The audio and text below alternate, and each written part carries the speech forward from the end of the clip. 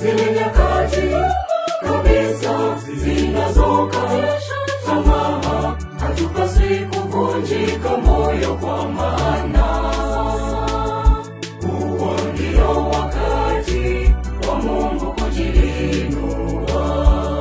Ijapo sauti ni hofu ya kutisha sikioni, tusiogope, tumwinulie macho Mungu juu, maana yeye ndiye sauti ya matumaini.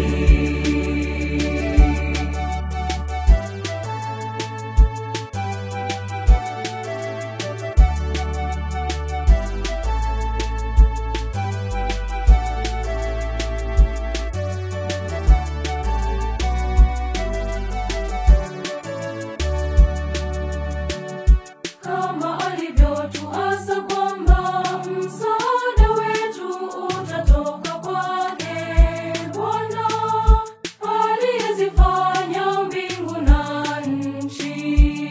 Zile nyakati kabisa zinazokatisha tamaa, hatupaswi kuvunjika moyo, kwa maana huo ndio wakati wa Mungu kujiinua.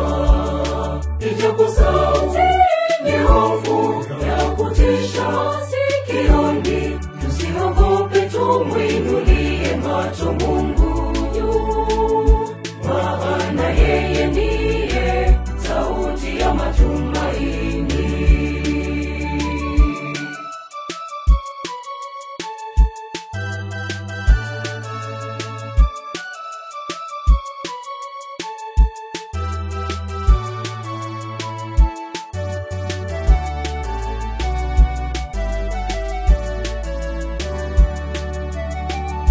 Hata tutakapoyainua macho yetu kumlilia Mwenyezi Mungu, machozi yatageuzwa furaha.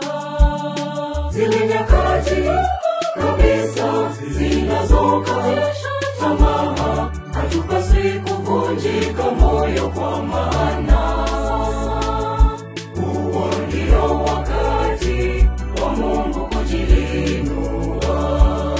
Ijapo sauti ni hofu ya kutisha sikioni, tusiogope, tumwinulie macho Mungu juu, maana yeye ndiye sauti ya matumaini.